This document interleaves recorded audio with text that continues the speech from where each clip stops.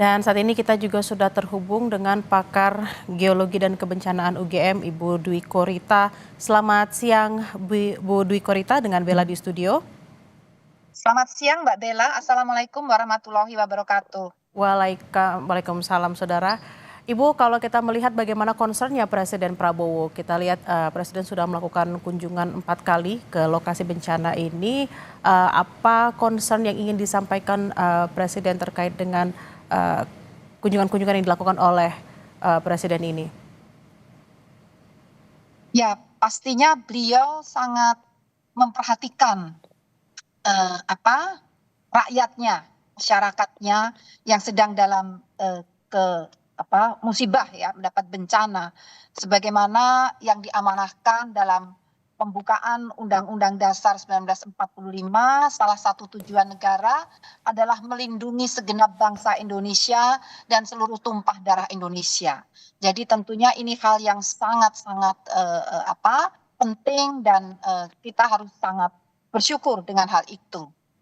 Dan selanjutnya semoga saja dari kunjungan-kunjungan tersebut juga mengakselerasi proses tanggap darurat, barangkali sudah selesai menuju ke tahap rehab rekon. Jadi dengan terjun langsungnya seorang leader, pimpinan tertinggi negara, itu otomatis tentunya akan semakin membangun semangat dan kesungguhan jajaran yang dipimpin dan juga pihak-pihak terkait. Sehingga harapannya tentunya apa yang diharapkan oleh masyarakat segera dapat pulih kembali, itu dapat terwujud. Demikian, Mbak. Bu Dwi Korita tadi sempat mengatakan soal bagaimana concern terhadap proses rehab rekon yang akan dilaksanakan setelah proses tanggap darurat bencananya selesai. Nah, dalam proses tahapan rehab rekon ini, Bu, apa yang harus dipersiapkan dan juga disiapkan oleh jajaran terutama pemerintah pusat untuk mencegah kemudian terjadi lagi bencana susulan? Karena kalau kita lihat ada informasi juga dari jurnalis Kompas TV yang ada di lapangan bahwa memang situasi cuaca di sana juga masih ada yang hujan dan dikhawatirkan akan ada banjir-banjir susulan seperti itu, Bu. Betul sekali. Jadi kalau ini terus terang nomor satu, bencananya ini luar biasa. Jadi sebelumnya meskipun sudah ada tsunami Aceh, ini karakteristiknya berbeda, lebih kompleks ya. Susulan-susulannya akan lebih sering terjadi. Kalau tsunami hanya sekali selesai ya. Dan sebaran dampaknya itu jauh lebih luas. Ada 3 provinsi dan tempatnya sangat berat medannya. Sehingga kalau kita berbicara penanggulangan bencana atau sistem manajemen bencana yang biasa, itu kan tahapannya urut nih ya. Mulai dari pencegahan, kemudian ke mitigasi, kemudian kesiapsiagaan, kemudian tanggap darurat, lalu rehab rekon. Nah, untuk kali ini karena ini luar biasa, beberapa tahap itu perlu dilakukan secara paralel. Misalnya saat ini tanggap darurat, tapi juga tetap harus ada tahap mitigasi dan kesiapsiagaan, bahkan pencegahan. Jadi tidak hanya memikirkan tanggap darurat saja. Misalnya saat tanggap darurat, saat mencari korban, atau saat nanti segera rehab rekon, pencegahan bencana susulan tetap harus dilakukan. Terus terang yang kami khawatir, sisa-sisa tumpukan sedimen dan kayu-kayu kadang atau bahkan cukup sering itu tidak langsung bersih. Masih ada di hulu sungai di atas gunung. Nah, ini harus ada pihak berwenang yang menginspeksi tersebut dan membersihkan sisa-sisa tersebut. Membersihkannya bagaimana?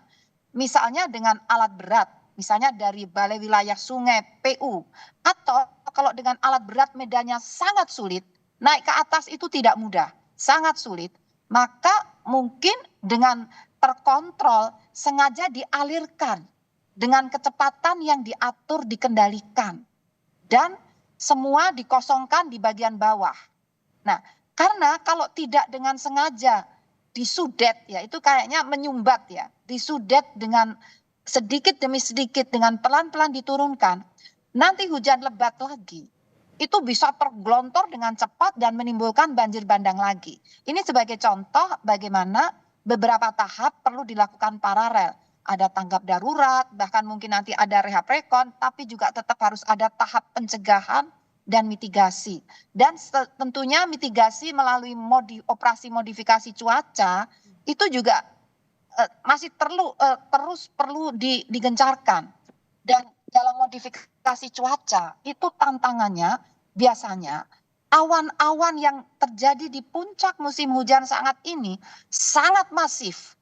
Bisa mulai pagi sampai sore, bahkan bisa berlanjut sampai malam. Sehingga modifikasi cuaca itu harus luar biasa. Tidak hanya seperti biasanya, karena ini puncak musim hujan.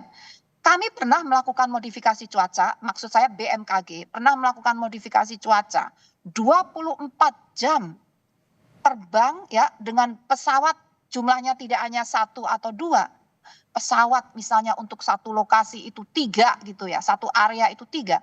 Karena terbangnya itu harus silih berganti sampai 24 jam. Itu pernah terjadi dan tidak hanya sekali.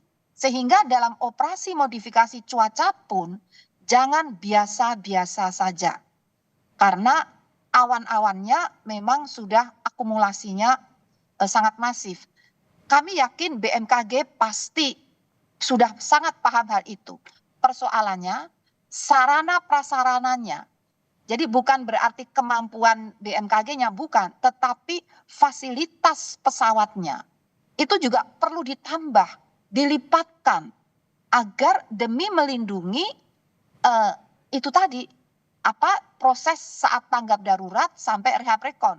Karena kalau terus hujan dengan cuaca yang membahayakan itu juga tidak bisa bekerja dan membahayakan.